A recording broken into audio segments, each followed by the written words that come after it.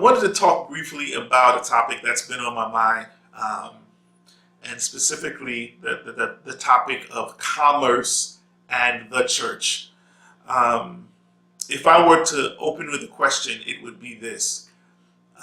Has commerce turned your church into a den of thieves? Has commerce turned your church into a den of thieves? When I think back to where the scriptures talked about how Jesus entered the tabernacle, the temple, and his response to those that bought and sold in the temple and the money changers, um, and how he beat them out of the temple. Now, my thoughts go to, if the same conduct or the same commerce that's happening or the same behaviors that are happening in our churches today around finances were happening in the temple when he arrived, would his response have been the same? Just something to think about. I'm going to talk about it briefly and leave you with your thoughts, just to get your juices flowing. I don't know what your take on it would be, but let's see what the scriptures say. So before I begin, I want to talk a little bit about what I mean when I say commerce. How do we define commerce? And so commerce is the exchange of goods and services. It includes any legal or economic or political or social or cultural or technological systems. Anything that falls under those umbrellas exchanged for monetary reasons or increased monetary value, if you will, that's commerce. And so I could put it plainly, swapping of stuff for any increased monetary values, commerce. It's commerce. And so the question again is, has commerce turned your church, our church, my church, into a den of thieves? Before we consider the text, I want to drop something off in your thoughts as we look at the text briefly. It's a foundational concept that I want you to keep in the back of your head as we have this conversation. When I think about the plan for the tabernacle, the plans, the directions given by God for the tabernacle, and that's found in Exodus, the 28th chapter, as well as the plans that David handed over to Solomon for the building of the temple, found in 1 Chronicles, the 28th chapter. Those plans, what was intended by God, is very specific. And what's interesting to me as I consider this topic that we're talking about today is, within those plans created by God, there was no furniture or space that was allotted for the purpose of commerce. There was nothing in the plan to accommodate commerce. There was a specific plan for the temple, the house of God, and the design, everything about it was specific and precise. And there was no room or place or furniture that was indicated in those plans for the use for commerce. And I could hear somebody saying, well, there was no chairs in that original plan either. And this is true. And just to touch on that briefly, because I want to stay on topic, because I want to be as concise as possible tonight. The original plan, yes, there were no seats in that plan. When you look in the Bible about the instructions that were given, there were no instructions given for places for the people that came to worship to sit down. What happened is, as the Christian church evolved, the rise of the sermon as the central act or central focus during Christian worship, that became the focus. We're coming together to get a sermon. It wasn't originally like that, but when that became the focus, then permanent seating became a part of the standard furniture in church. But it didn't start out that way. So yeah, you're right. Chairs were not part of that plan either, but the need for chairs came in because we adjusted the way we worship to include sermons. Prior to that, sermons, when you look biblically, didn't take place in a the four walls of a building, so to speak. It was something that was done in the street. It was something that was done in homes. It wasn't really the church as we know it as a construct today didn't exist in the way that it exists today. So that's a whole other topic. So I'm going to keep moving. I'll share with you the passages of scripture that I looked at for this dialogue. It's John, the 2nd chapter, and the 13th verse, which is primarily where I want to focus. But then this retelling is also found in Mark, the 11th chapter, and the 15th verse, and Matthew 21 and the 12th verse. And so here is the context for this passage of scripture that I'm going to share or talk to. For the sake of time, I won't read it out. I'll allow you to do that in your own studies. But here is the context. It is time for the Jewish Passover. And the Jewish Passover is a major Jewish holiday that commemorates their liberation from Egypt. It commemorates the event where God had determined that the firstborn would die in all the land. And the instructions that were given to the Jews was that they were to take a spring lamb and paint the doorposts with the blood of the lamb. And just as an aside, this act was a foreshadowing, if you will, of the works of Jesus Christ. The passing over because of the blood of the lamb, it's a foretelling of that. Not my assignment, so I won't stay there long. And so when God killed all the firstborn in the land, the people who had painted their door with the blood, that death passed them over, and hence the term Passover. And so it is a high holy day in the scriptures where all of the tribes are coming to celebrate, and they're coming from everywhere because the temple in Jerusalem was the place where these ceremonies took place. And so they're traveling great distances, some from near and from far, to participate in the holiday. And so the setting in the temple is that it is very crowded. Jesus himself, being a Jew, shows up and he's going to the temple to participate. And what did he find in the temple? Specifically, he found commerce happening. And so the language of the text in the King James or any of the translations, I don't think any of the translations refer to this activity as commerce, but I'm using this modern word to explain the historical data. Commerce was happening, and we already talked about what commerce is. And so there were people that were selling oxen and sheep and doves. And they were selling these items because these items were used as part of worship for the ceremonial sacrifices that were required under the Mosaic law, under the commandments. Under that law, there was a specific way worship was to take place, and blood sacrifice was a part of that worship. The money changers, however, were there because they were exchanging all the various currencies that the Jews would travel into the temple with to the local currency used by the temple. And they would exchange to that currency so that people could purchase the oxen and the sheep and the doves that would be used in the ceremony for their worship and offerings. And so that is the commerce of which I speak that was happening. It was the exchange of goods for monetary value within the temple. And what was Jesus's response? His response, quite frankly, was that he put all the participants and their things, the stuff that they were selling, he literally put them out of the temple.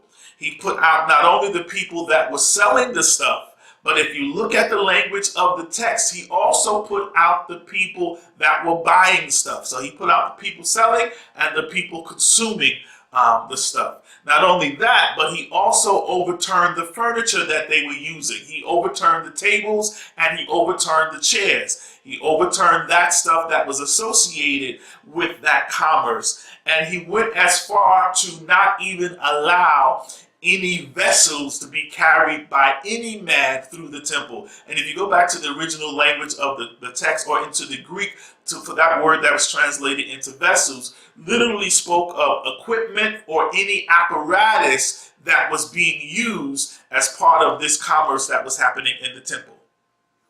That was his response. And how did he do it? John 2:15 speaks of him actually personally making a whip or a scourge, which is the language of the text. And a scourge is a whip that's used for public punishment in this day.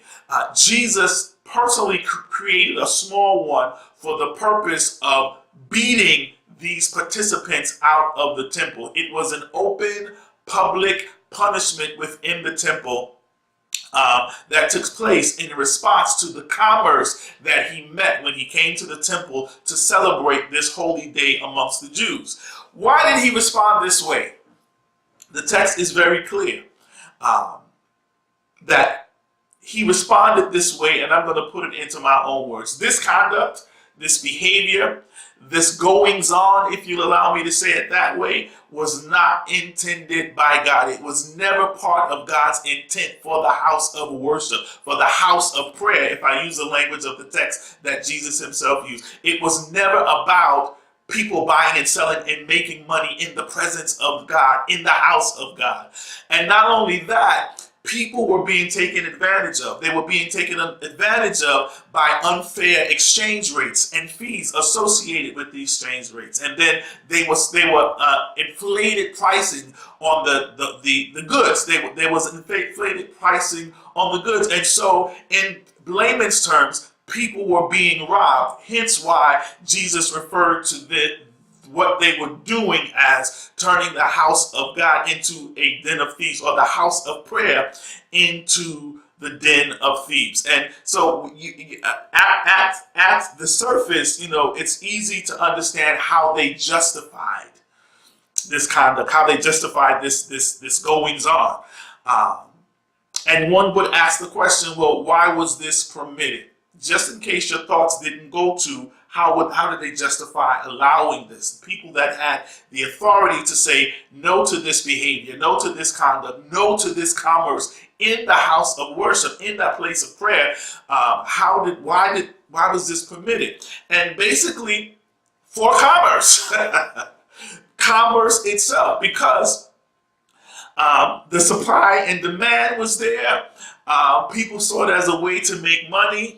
It was easier to buy a sacrifice than to bring one with you, especially if you were traveling from a long distance. It was easier to carry money or currency and then get to the temple and then pay for whatever offering that you would give, whatever sacrifice that you would give. People were traveling from a great distance, so it was just convenient. And so for the sake of convenience and for the sake of commerce, this conduct, which was never part of God's design for the place of worship, was allowed. It was not only allowed, it was welcome.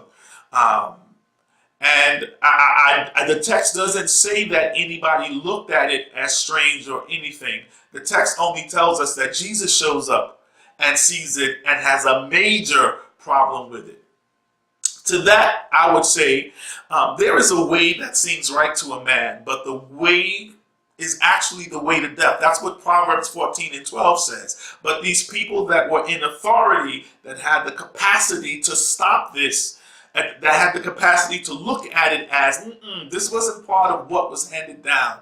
This isn't part of what the intentions were for this place of worship, this place where God dwells. This part was not his plan. This is some stuff that we added because it was convenient and because we could make money. I'll say that again. This was some stuff that man added to God's plan, because his plan was specific when he gave it to the people for how things were to be designed, how much space would be used, how tall, what materials would be used. Very specific, but there was nothing in those plans that said, give this space here for people to sell and do commerce and trade. And no, none of that. So this behavior, this conduct, this stuff was things that were added by man for convenience and for commerce. There was supply and demand. So if I think and move ahead in time to today, what does commerce look like in our churches today? The exchange, the selling of goods and services for the purpose of making money. If you're selling dinners and cakes in your church, that's considered commerce. If you're selling recordings of the sermons or the services for money, that's commerce. If you're selling books Any kind of books in the church, that's commerce. Here's one that has always been a pet peeve of mine that I never really understood once I became serious about the things of God and my walk with God and what the Word says, and trying to meet God's expectation and be the best me that I could be with this call on my life. It's this practice of inviting other churches to your church for the purpose of bringing a service, and the reason behind it is to raise a bigger offering. You see, I could have a service at my church and raise an offering, and it's going to be an average or an estimate certain dollar amount. But if I can get somebody popular, somebody with a big church, somebody with a big following to come, and then I promote this through social media or through word of mouth, when I raise that offering, I'm going to have a whole lot more people present than would have come for my regular service. And the reason behind all of this, if we're honest with ourselves, it is commerce. So when you do that, it's commerce. Think about it. How many sermons do you need on Sunday? You need a clear, fresh word from God. You don't need 6, you don't need 7, you don't need 3, you don't need 2. It is done for the sake of commerce. I'm going to get off that soapbox. If you're in the choir and you have to pay dues to sing something that you can do for free, that's commerce. If you're in your church and you're selling t-shirts for events, that is commerce.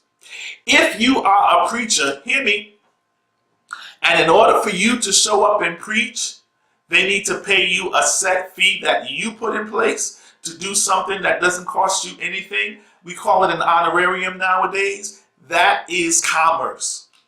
And when Jesus saw commerce in the church, this was his response. He turned it out. He put it out. Now, am I saying to you that Jesus is against commerce? Absolutely not. I'm not saying that.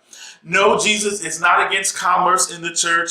What he is against is anything that takes advantage of the people, anything that is abusive that takes advantage of the people, anything that is not part of God's design for the place of worship. That's what he is against. And so this passage of scripture does not say it is ungodly to sell in the church. That's not what it's intended to convey, because his language was very concise and specific. This is supposed to be a house of prayer, and you've turned it into a den of thieves. It's these practices that take advantage of people. And we can take advantage of people a whole lot of ways. And so, again, I'm not saying that he's against commerce. What I'm saying is that he is against anything that takes advantage of the people, anything that's unfair practices that takes advantage of their desire to worship or interferes with it. I could say it this way: he's also against any other kind of conduct that is superseding or interfering with what God intended in the house of prayer. Let's stick to the language of the text. House of prayer. What does that mean? It is a place that you come and connect and communicate with God. That's what prayer is. It is connecting. It is communicating with God. And so I would go a step further to say that Jesus is against anything that is going to interfere with that. So I could also use this passage of scripture to talk about a whole host of potential offenses that exist in our churches that would probably get the same response from Jesus if he showed up at the temple and saw them going on. You know, our dress code is a potential offense. Because if I'm not comfortable coming to your church because I'm not dressed a certain way. And because of the way I am dressed, I am handled, I am looked at, I am treated in such a way that I am so distracted by my emotions put upon me by the way I am handled that I can't even pray because I'm so focused on being offended. So your dress code may be an offense. An excessive focus on raising money is a potential offense in the house of prayer, because if you're taxing the people, how is that very different or at all different from the people that took advantage of the people that came to worship in the temple? Any abusive or disrespectful conduct can be a potential offense because it interferes with the people's capacity to talk to God. It becomes a distraction, an interference. It puts puts us in a place where we're so emotionally active until the purpose for why we came to church in the first place, which is God, is interfered with. So that can be a potential offense. Any unwelcoming culture that exists in your church may be an offense. If Jesus was showing up, how would Jesus react to people shunning people because they weren't perfect? How would he respond to people judging people because they don't fit into the perfect envelope or your perception or your opinion of what people that come into these four walls should look like, should act like, should dress like, should eat like, should conduct themselves? All of this is a potential offense. And so it's bigger than just your commerce turning the house of God into a den of thieves. It goes as far as to say, is what's happening in your church changing your church from a place of prayer? Is what happening creating an environment where people, any person, can walk in and touch God? And if so, I challenge you to look at these passages of scripture and to rethink the way you do church. Is the way you do church an issue with God? Is it an issue with Jesus? If the way you do your church was happening in the temple, would Jesus' response have been different?